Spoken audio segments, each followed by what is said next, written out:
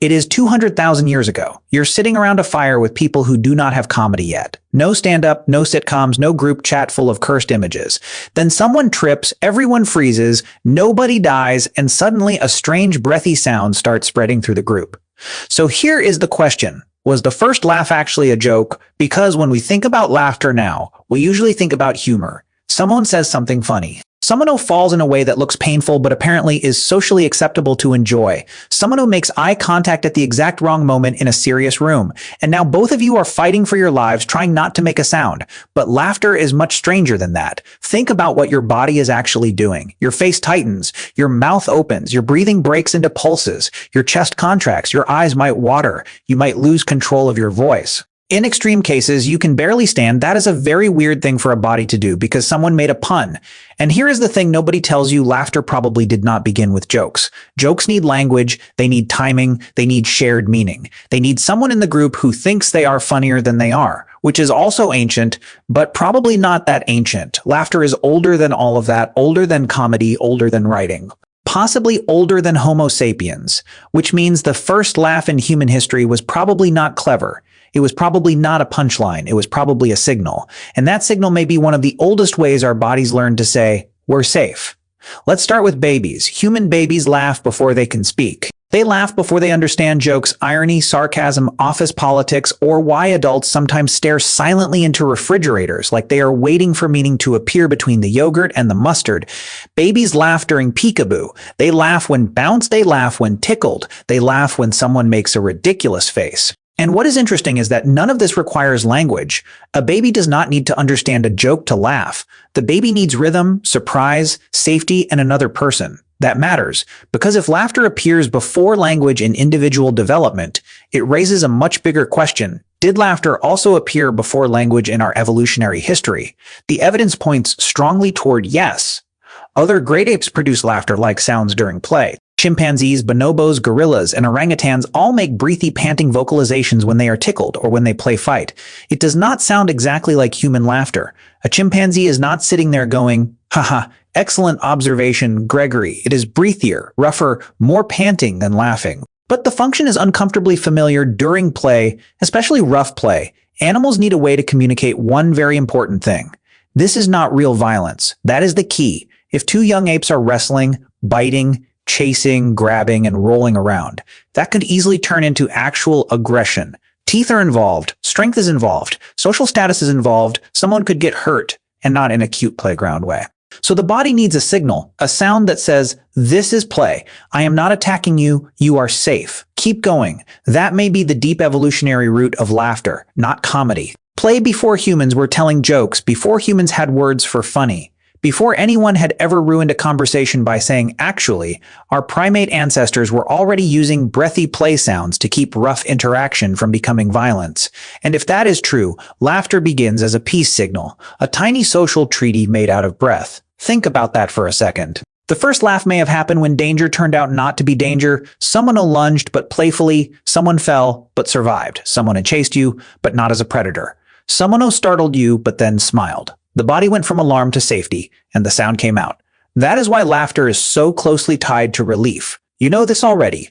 You laugh after almost getting hurt. You laugh after a scare. You laugh when someone jumps out from behind a door and you briefly experience your own mortality over a person who thinks this is a personality. You laugh when tension breaks. That laugh is not always about humor. Sometimes it is your nervous system discharging fear. The body was ready for danger. Then danger did not happen. And now all that energy has to go somewhere. So it becomes laughter. This is why nervous laughter exists. And nervous laughter is one of the best clues we have that laughter is not just about jokes, because you have absolutely laughed when nothing was funny. You laughed in a serious conversation because the silence was unbearable. You laughed when someone gave you terrible news and your body apparently decided to become a broken instrument. You laughed when you were embarrassed. You laughed when you were scared. You laughed when someone got slightly hurt, then immediately felt like a terrible person, then laughed again because now the situation was even worse. That is not a malfunction. That is old machinery. Your body is trying to manage tension in a social environment. It is saying, please understand that I am not dangerous. Please understand that I am overwhelmed. Please understand that this moment has too much pressure in it and I am attempting to vent steam before the whole room explodes. Laughter is an emotional pressure valve, and pressure valves are useful if you are an intensely social animal living in groups where conflict can be deadly. Ancient humans lived face to face constantly, no private apartment, no headphones, no blocking someone. No leaving the group chat, just the same people every day around the same fires, carrying the same grudges, remembering the same embarrassing thing you did 3 summers ago because oral tradition is powerful and unfortunately very personal. In that world, tension management mattered. A group that can laugh together can recover from small conflicts before they become big ones. Someone makes a mistake. The group laughs. The mistake becomes survivable. Someone slips during a hunt. The group laughs afterward. Fear turns into story. Someone is socially awkward around a potential mate. The group laughs humiliation. Yes, absolutely. But also inclusion. Laughter says you are still with us most of the time because laughter has a dark side too. And we need to talk about that. Laughter can include people, but it can also exclude them. A group laughing together can be warm, beautiful, bonding, and genuinely healing. A group laughing at one person can be devastating.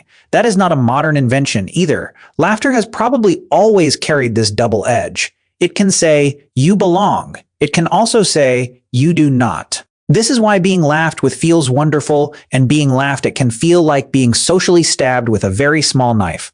Humans are exquisitely sensitive to that difference. You can hear it instantly. Friendly laughter opens the circle. Cruel laughter closes it, and that is because laughter is not just sound, it is social information. It tells you who is aligned with whom. It tells you who understands the moment. It tells you who has status. It tells you who is safe to approach and who might be turning the group against you. In an ancient camp that mattered enormously, being excluded from the group was not just emotionally painful. It could be physically dangerous. For most of human history, isolation was not a lifestyle preference. It was a survival problem. So laughter became one of the ways groups regulated behavior. If someone violated a norm in a small way, laughter could correct them without violence. If someone acted arrogant, laughter could puncture them. If someone made a foolish mistake, laughter could turn punishment into play. This is social control in its soft form. Not always kind, but incredibly effective. A group does not need a written rule for every behavior if everyone knows what gets mocked. And yes, that means laughter is part joy, part safety signal, part emotional release, part social glue, and part tiny court system with worse evidence standards. Humans are complicated. We took a breathy primate play sound and turned it into comedy, bonding, flirting, bullying, healing, humiliation, celebration, and the sound people make when someone says, "We need to talk," and then pauses for way too long. But at the center of it is still the same ancient function. Laughter tells the group something, and maybe the most important thing it tells the group is, we are sharing the same reality. That is why inside jokes are so powerful. An inside joke is not funny because it is objectively brilliant. Most inside jokes are incomprehensible garbage to anyone outside the group. You try explaining one and halfway through, you realize you sound like a person describing a dream, which is one of the least rewarding social activities humans insist on doing. But inside jokes matter because they prove shared history. They say, you were there, you remember, we saw the same thing, we are connected by a moment no one else fully understands. That is ancient. Long before written history, shared laughter would have helped bind groups together through memory. A successful hunt became a story. A frightening night became a story. A ridiculous mistake became a story. And laughter helped mark the story as safe enough to retell. This is important because humans do not just survive on food and shelter. We survive on shared meaning. We need to know who we are with. We need to know who understands us. We need to know whether the people around us are interpreting the world in roughly the same way. Laughter is one of the fastest ways to find that out. You can learn a frightening amount about a person by what they laugh at. That has probably always been true. Now let's go even deeper, because laughter may also be tied to one of the most important things humans ever evolved. Play. Play is not frivolous. Play is how intelligent social animals practice being alive. Young animals play fight to practice conflict. They chase to practice pursuit and escape. They wrestle to learn strength, boundaries, and control. Human children do the same thing. They run, chase, hide, tackle, scream, pretend, invent rules, break rules, argue about the rules, and then somehow continue playing, which is basically the entire history of government in miniature. And laughter is everywhere in that process. It marks the boundary between real and pretend. If a child is chasing another child and both are laughing, it is play if one stops laughing. Pay attention.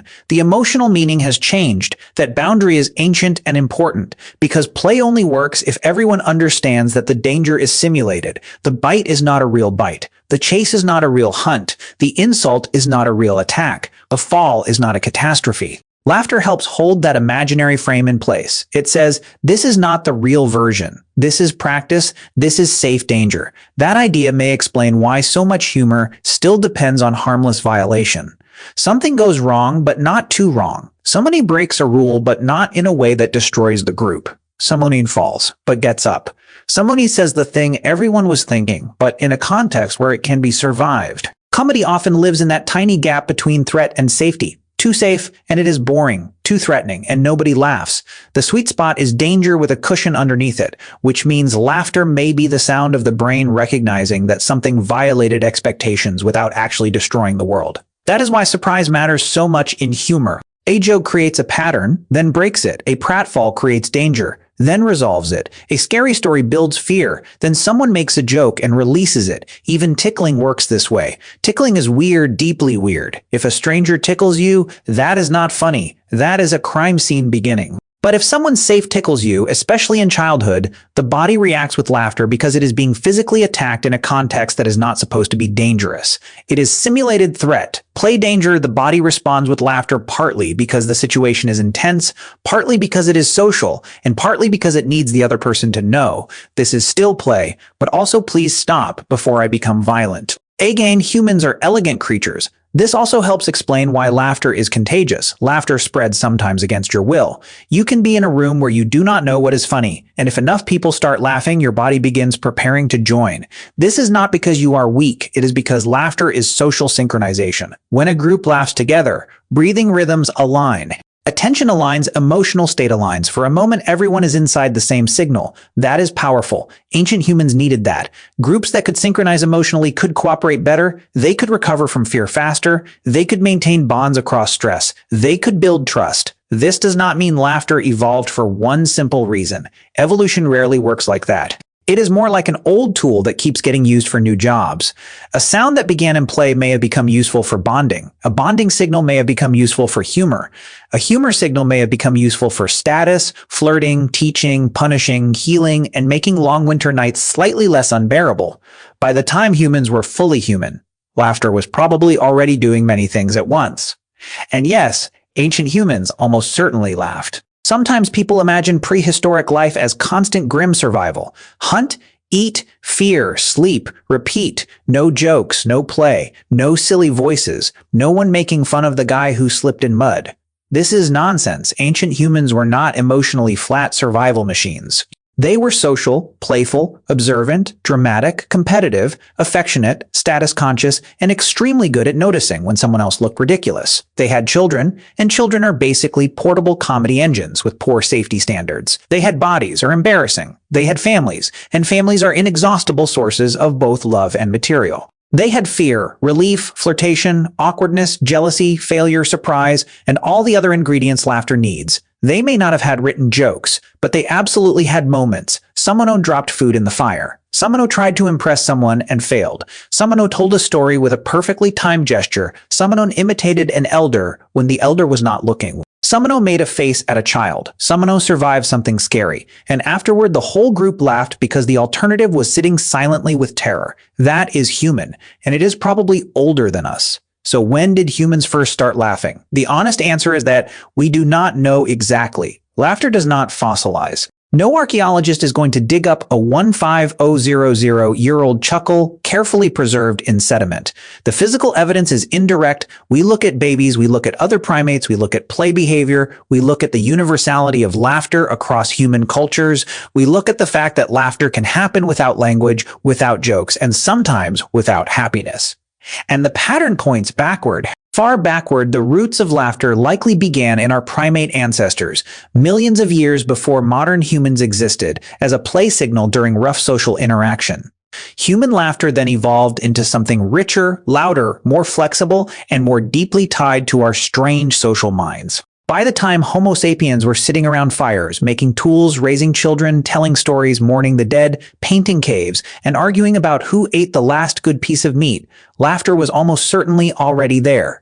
Not as entertainment only, as connection, as relief, as warning, as invitation, as social repair, as the sound of danger becoming manageable. And there is something beautiful about that. Because before humans had language complex enough to explain themselves, before anyone could say, I am joking, or I am nervous, or I am glad you are safe, the body may have already found a sound for it. A breathy, rhythmic, contagious sound that said, this is play.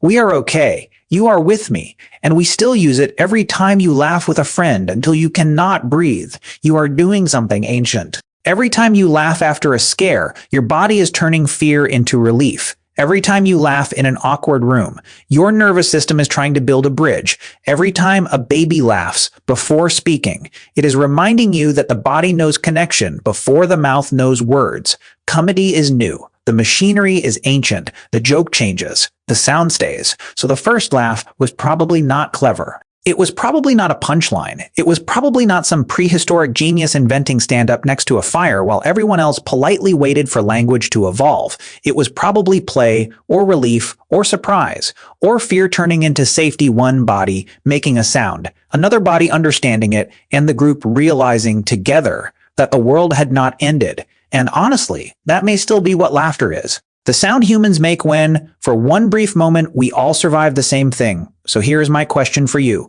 What is the weirdest thing you've ever laughed at when you absolutely should not have laughed?